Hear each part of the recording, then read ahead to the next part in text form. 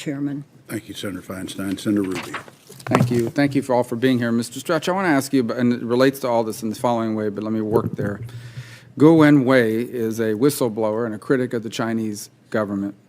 And his Facebook account was blocked, and Facebook has informed us and said publicly that he violated terms of service. I think he published personal identifying information about individuals, and that violated the terms of service. So, and I understand that argument. My question, what I want to be clear is, was there any pressure from the Chinese government to block his account? No, Senator. We reviewed a report on that account and analyzed it through regular channels using our regular procedures. The blocking was not of the account in its entirety, but I believe was of specific posts that violated our policy. So you can testify today that you did not come under pressure from the Chinese government or any of its representatives or people working for them to block his account or to block whatever it is you blocked? I want to make sure I'm being precise and clear. We did receive a report from representatives of the Chinese government about the account. We analyzed that report as we would any other and took action solely based on our policies. Facebook is not allowed to operate in China. Is that correct? That's correct. Our consumer services are blocked in China. That's correct. Okay. There have been press reports that Facebook may have potentially developed software to suppress posts from appearing in people's news feeds in specific geographic areas. And the speculation is it's being done for the purposes of getting into the Chinese market. Is that accurate? Has Facebook developed software to suppress posts from appearing in people's news feeds in specific geographic areas? Senator, as you know, we are blocked in China, so any software we have is certainly not operative there. We do have many instances where we have content reported to us from foreign governments that is illegal under the laws of those governments. So a great example of this is Holocaust denial in Germany, for example.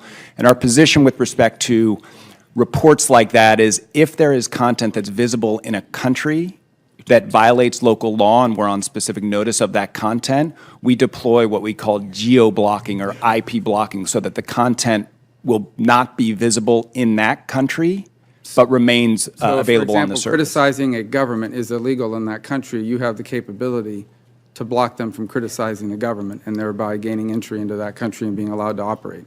We have the capability to ensure that our service complies with local law. That's accurate. We take a very nuanced approach to reports of illegal content. We believe our mission is to enable people to share and connect, and we believe that political expression is at the core of what we provide. And so what if political expression is illegal in the country? So in the vast majority of cases where we are on notice of locally illegal content, it has nothing to do with political expression. It's things like blasphemy in parts of the world that are that prohibit blasphemy. Yeah. We could probably do a whole hearing on that topic, but here's why that's related to what we're talking about today. Terms of service is what the reason why he was knocked off. All of you have terms of service. Is a foreign influence campaign a violation of the terms of service of any of the three companies represented here today? If you can prove that someone is doing it on behalf of a foreign government seeking to interfere in an election, does that violate your terms of service? Any of the three companies, in terms of being able to operate or post things, and particularly Twitter and Facebook? Yeah, generally would violate a number. We don't have state-sponsored manipulation of elections as one of our rules, but generally the other types of rules like inflammatory ads content would take down most of these posts. So we don't outright ban it. But well, let me ask you this. I've read that you can buy a bot army from between $45 to $100. Is buying and if you can prove that someone's bought up and put together a bot army, would that be a violation of terms of service? Those would violate our terms of service around the use of automated accounts, and those are the things that we're catching every day. We're blocking 450,000 suspicious logins a day. We're challenging 4 million accounts every week to make sure that they're actually real people. But we have terms of service around I didn't get an answer on the Facebook. Is that a violation of terms of service to buy for a foreign influence campaign or to put together a bunch of fake ads and put them together? That campaign violates our terms and our policies in a number of ways, and we do not permit automated means for accessing the site. So using the bots likewise would be a violation. Okay. What about, you said, so if someone goes on and posts social security number and date of birth of an individual, that's a violation of terms of service, correct? For Facebook, it is, yes. I imagine for It all is, the platforms. of course. What about if someone goes online and posts classified information illegally obtained that threatens the lives of individuals or methods or potentially disrupts the ability to disrupt a plot that can endanger the lives of people? Is posting that online or posting that in one of your platforms a violation of terms of service? It happens sometimes. I don't know if you're aware of it, but they... Yeah, we work with law enforcement all the time on matters like that and balance free speech rights, obviously, with those of obviously an imminent threat we would take very seriously and act on right away. I guess my point is personal identifying information is illegal to post it, right? It threatens someone's identity. It's also illegal to steal and reveal classified information. And I'm just curious if that's also a violation of terms of service, since the fact it could have real-life implications on individuals who could be compromised because of that release. Do we have any evidence that Russian accounts uploaded U.S. voter registration data and used it in